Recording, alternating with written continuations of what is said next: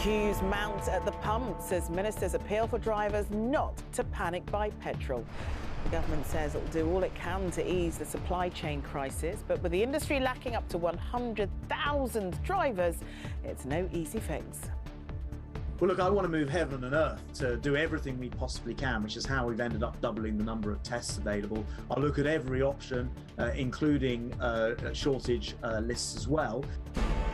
Also this lunchtime, an arrest over the murder of Sabina Nessa as police appeal for help identifying this man. No more taking tips away from workers. Plans to ban restaurant owners from keeping the cash for themselves. And the Duchess of Cambridge and the Queen of the Court meet Kate and Emma, tennis's new double act. Yeah, it was brilliant. I mean, her forehand was incredible, so I was very, very impressed, and it was a lot of fun to play tennis with the Duchess.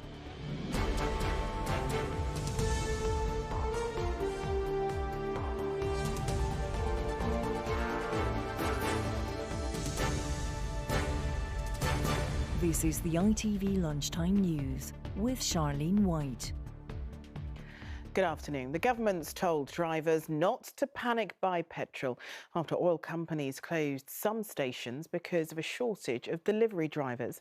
The Transport Minister said the government would move heaven and earth to avoid a fuel crisis, including considering relaxing immigration rules for foreign HGV drivers and drafting in the army. But there were still queues at some forecourts today and concerns that the situation may escalate.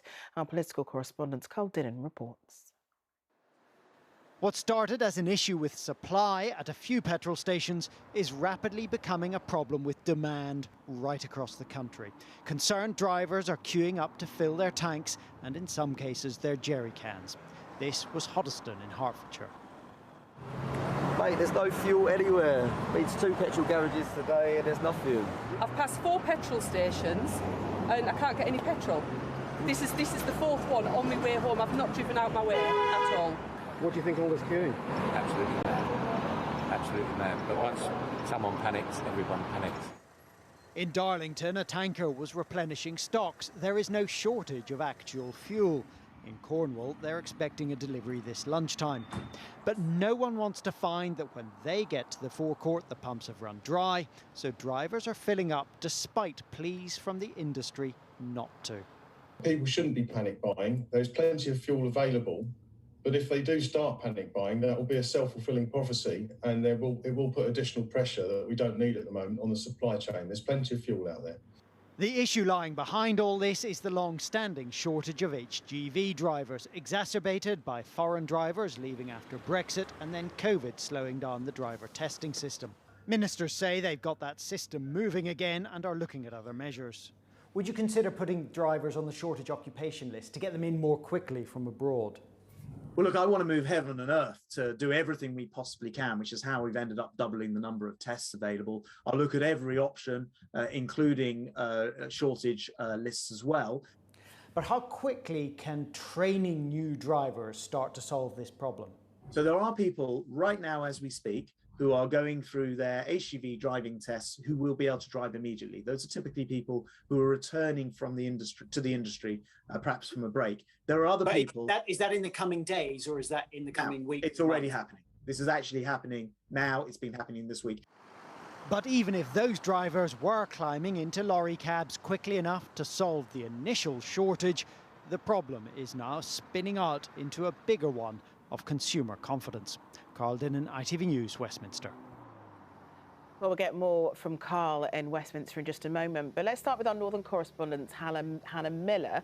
Hannah, you're at a petrol station in Northwich in Cheshire at the moment. Has it been busy there today? Well, there is a risk, Charlene, of course, that if you tell people not to panic, that is exactly what they go and do. We've been here for a couple of hours or so now. Inside there, as you can see, it is absolutely chock-a-block. There's been a steady stream of cars coming through. Inside, they say they've been much busier than normal. And if we head down here, then it's easy to see why. This queue of cars stretches all the way around that corner, many of them queuing for fuel. Some of them are, of course, just stuck in traffic on what is a very narrow road, but there has been frustration. We've heard cars beeping their horns, locals getting annoyed that everyone is suddenly rushing to this pump. It is important to say, though, that we have been to other petrol stations where scenes like this are very much not happening, where people are operating completely as normal. And here even they say that while they have got enough fuel to go around, for now they will struggle if the queues like this continue, but for now the message is to carry on as normal. Please do not queue like this, is what they're saying in there. All right, Hannah, thanks very much. OK, over to you, Carl. A petrol crisis could have big implications, though, so what's the plan? Well, in about an hour's time, senior cabinet ministers are meeting to discuss exactly what they do about this. Grant Shapps has also been meeting industry representatives today. In particular, he's been talking to people from Tesco. Up until this point, the government has been hoping that a combination of higher wages and faster training will sort this problem of not enough HGV drivers out. And in the longer term, it may very well do that. But of course, as we've seen today, and as we've just heard from Hannah, this is becoming something else. The drivers are really getting worried, so there is a lot more pressure on the system. And that's why, in turn, there is pressure on the government to consider some quicker fixes, like getting in more foreign drivers, or perhaps even bringing in the military. Now, in theory, if there is indeed no problem with the actual amount of fuel that's available, it's just getting it to petrol forecourts and then into cars, then this should be a fairly short-lived petrol crisis, if that's what we're calling it. But of course, any government that oversees full forecourts and empty shelves doesn't really seem to be in control of events. It doesn't look good for them. All right, Carl, thanks very much. We're joined now by Rob McKenzie from the Road Hauliers Association. Thanks so much for talking to us this afternoon. Carl there said it could be seen as a short-lived petrol crisis. So should we be all that concerned about what's happening at the moment? Well, Charlene, I think we should be, and it is just about the shortage of lorry drivers that we have in the country. That's what we keep coming back to. We're 100,000 lorry drivers short, and whatever Grant Shapps says, that's going to take quite a while to make up in terms of numbers. So a whole variety of things are needed to tackle that. Shortage occupation list, allowing foreign drivers back in the short term, and then making our profession much more attractive to newcomers so that young Britons want to come and drive trucks as their fathers and forefathers did as well, and making it our industry more diverse. And one of the ways that you can attract women into this profession is by improving roadside facilities. They're very poor at the moment, poor lavatory facilities, few places to wash, not safe parking. All that is government work, and government needs to tackle that if we're to resolve this crisis in the long term. No quick fixes, no short-term fixes here. But isn't it fair to say, though, that you have got the recruits? It's just a case of training them up in time to try and avert this crisis, because the reality is you can't just apply to become a driver and the next day you're driving one of these petrol trucks. It's a numbers game, Charlene, and what we've got is more people leaving the profession because they're older, more retiring every week than there are people joining. And what we've also got is a different sort of numbers game where we've got poaching going on, where drivers are being offered more money to go and qualified tanker drivers. You need a special qualification to be a tanker driver, being offered more money to work in the supermarkets where they're moving food. And that means there then becomes a shortage of specialist fuel drivers, which is a problem in itself. So we need large numbers of recruits into the industry. Training takes 6 months, 9 months, and is expensive. So we need some help from government in tackling those sort of costs as well. But this isn't just about the older drivers, though, is it? Because this is also about those foreign workers who now are no longer able to get visas to come and work here.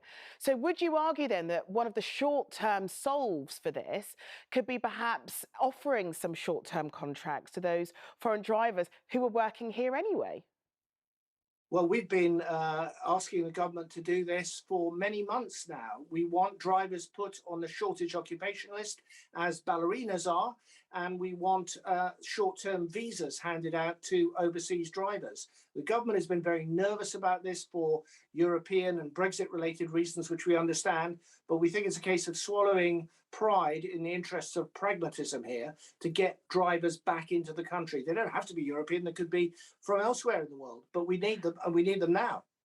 Now, for consumers, this has all come as a bit of a surprise, not just where petrol is concerned, but this is something which is impacting so many different industries.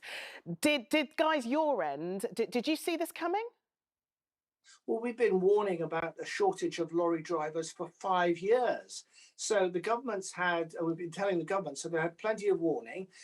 We knew that Brexit was going to make a difference, and it did. Nobody could see COVID coming, fair enough. But it's what the steps you take when you're confronted with a problem that matter. And the government has been relatively inert on this until very lately. And that's going to be a problem for all of us. And chickens are coming home to roost now with what we're seeing on petrol forecourts. OK, well, Rob Mackenzie, thanks so much for joining us. Police have released CCTV pictures of a man they urgently want to talk to in connection with the death of teacher Sabina Nessa. Police believe she was attacked near a park in southeast London last Friday evening. Yesterday, a 38-year-old man was arrested on suspicion of murder and is still in custody. Chloe Keedy is at the scene for us. Chloe, what more have police said? Well, this is Pegler Square, the place Sabina was making her way to last Friday when she was attacked in the park that runs alongside it. And this is an important part of the police investigation. They've released some CCTV pictures of a man they want to speak to, seen here in Pegler Square on the evening Sabina was attacked.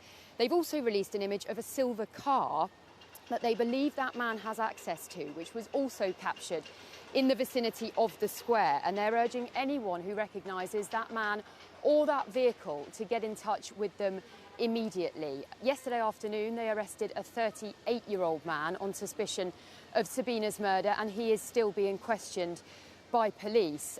In the park where Sabina's body was found, just a few minutes walk from here, people have continued to come today and leave flowers.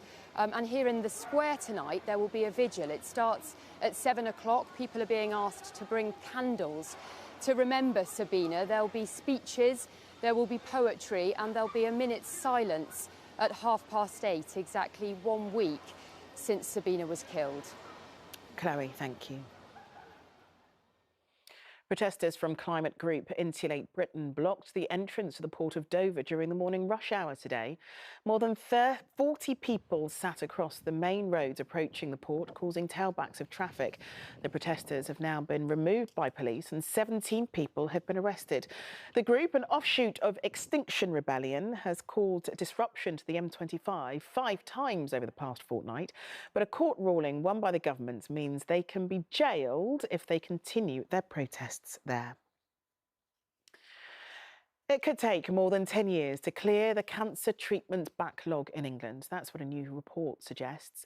Research by the Institute for Public Policy Research estimates that more than 19,000 people have failed to be diagnosed with cancer due to missed referrals during the pandemic.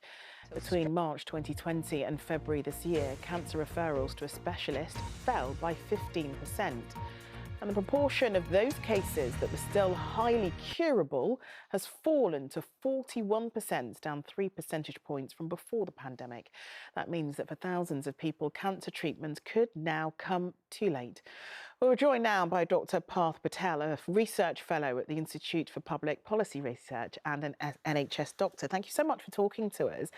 So has this issue been solely caused by the pandemic, or were there problems before? There were problems before. Before the pandemic, the UK had worse cancer survival outcomes than most comparable countries. But the figures that we've just seen in that segment, that is very much reflecting what's happened in the past 18 months. We've seen disruptions across from cancer screening to cancer treatment, and making up for that mistreatment is a big challenge. And that's what's led to some of those modelled figures that we've just seen. Now, you could have people watching this and thinking, gosh, I think something may well be wrong, but what's the point in going to the doctor? Because this may not be solved. So should we be worried about this? We should be worried about this, absolutely. There's a few challenges ahead, and there are two main bottlenecks, I think, for the NHS to expand its capacity and to get through this missing care, these backlogs next year as opposed to in the next decade. And those are diagnostics and workforce. We haven't got enough equipment, enough space, enough rooms, enough chairs to expand capacity needed to get through these backlogs within the next year. And we haven't got enough staff. These are already people that are working as many hours as they possibly can. There are steps the government can take to expand the size of that workforce. You can stop, for example, pension tax rules encouraging early retirement in clinical oncologists. These are easy wins, and policy like that will make a massive difference to patients and get. Now, we don't want to seem, doom and gloom about this at all, but can this be fixed without a large injection of cash, especially when the country appears to be strapped for cash at the moment anyway? So it's difficult. The amount of money the government have just announced is enough to keep the NHS afloat, but it's not enough to stop trade-offs between services. We're going to have to decide what service we want to provide and what service we can't provide. That is inevitable with the amount of money that's been announced. Now, there is obviously room for more money to be spent, and in particular on diagnostic equipment. That is a part of the funding package. There was nothing in the recent funding package that had money for diagnostics, and that will make a massive difference to cancer outcomes. In terms of the workforce, sure, it takes a long time to train someone to become a doctor or a nurse, but there are small things you can do. You can look after the current workforce. You can ensure people take their annual leave. You can change the pension tax rules to keep the size of the consultant workforce as big as possible. That isn't an expensive policy, but it's something that will make a massive difference to cancer patients. We'll see what happens from here on in. Well, Dr. Parth Patel, thanks for talking to us this afternoon. Thanks. When you leave a tip in a restaurant or bar, do you ask or know where the money is going? Well, a planned change in the law will make it illegal for restaurant, cafe and bar owners to keep the tips for themselves instead of passing it on. Toby Sadler is in central London where the lunchtime rush is underway. Toby, it sounds like it will benefit most hospitality staff. Is that right? Well, that certainly is the plan. I mean, look, here in central London, this is one of the busiest restaurant districts in the country, but it's no different to any other town or city this lunchtime. Thousands of people out spending thousands of pounds on lunch. If the service is good, we might well leave a tip, and we would hope, of course, that tip would go to the people who've given us that great experience. But government research suggests that maybe that's not happening, that in the worst case, some of that money is given to managers and owners. Sometimes it's used to subsidise people who are on the lowest possible wages, and sometimes companies have been charging staff essentially a processing fee so they can actually get the tips that they are owed. Now, under the new legislation from the government, that should be made illegal. I've spoken to the Unite union today, and they are, well, first of all, annoyed that this has taken around 5 years since the government first started looking at this for the legislation to come in. They say that probably workers have lost an estimated £10,000 in that time. So they welcome this, but also they want the general wages of waiting staff to improve. And having spoken to the UK hospitality industry today, also their representative at least, they broadly welcome this, but they think the industry is actually doing a pretty good job. I think it gives customers the reassurance and a sort of government stamp of approval that what they think is happening is actually happening in practice, that they can be reassured that it's been treated fairly, it's been properly accounted for and taxed, and that the money is going to the workers. So at the moment, that should give reassurance to both customers and to staff. The big question at the moment is exactly when the government might put this through Parliament and thus help those people on some of the lowest incomes. OK, Toby, thank you very much. A volcano on the Spanish Canary Island, La Palma, is still spewing out lava and ash 5 days after it erupted. Lava flows are advancing across the island, consuming hundreds of homes. Around 6,000 people have already been forced to evacuate. Local authorities have advised people to protect themselves from ash with face masks. And finally, Emma Raducanu has quickly become one of the biggest stars of British sport, hasn't she? So it's not clear who was more excited to meet who when the Duchess of Cambridge went to congratulate Emma on her US Open win today. Raducanu wasn't the only champion there either, with Britain's wheelchair and doubles winners also at the National Tennis Centre over in South London. And as Sangeeta Kandoli reports, Kate's love of tennis shone through. When Raducanu met royalty, this is what happened. Kate, the Duchess of Cambridge, casually pairing up with US Open champion Emma Raducanu for a spot of tennis. Very nice to meet all of you. This morning, Kate turned up, dressed for the occasion, racket in hand, ready to take on Raducanu and the other British champs, and to congratulate them on their success. Amazing, guys. Honestly, congratulations to all of you. It's seriously impressive. And I was just saying, it's just been so nice to sort of, it must be nice for all of you to be back here. And the praise was returned by Raducanu, who was also impressed with the Duchess's racket skills. I mean, the Duchess of Cambridge is an extremely great role model. I think she's an inspiration to the whole country. So the way she handles herself is extremely inspirational. And yeah, I think I can learn a lot from her. Her forehand was incredible. So I was very, very impressed. And it was a lot of fun to play tennis with the Duchess and the other winners too.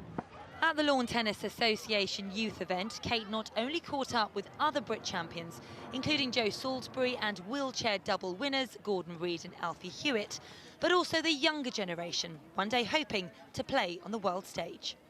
The LTA Youth Campaign is a great place to start because a lot of kids can get involved and at a young age. And for me, playing a lot of different sports when I was young helped with my tennis eventually because of the skills I got, the motor skills, but then also confidence because I was the only girl and I was scared of guys and boys. So just to have the confidence that I got through tennis, now I feel comfortable in those other situations.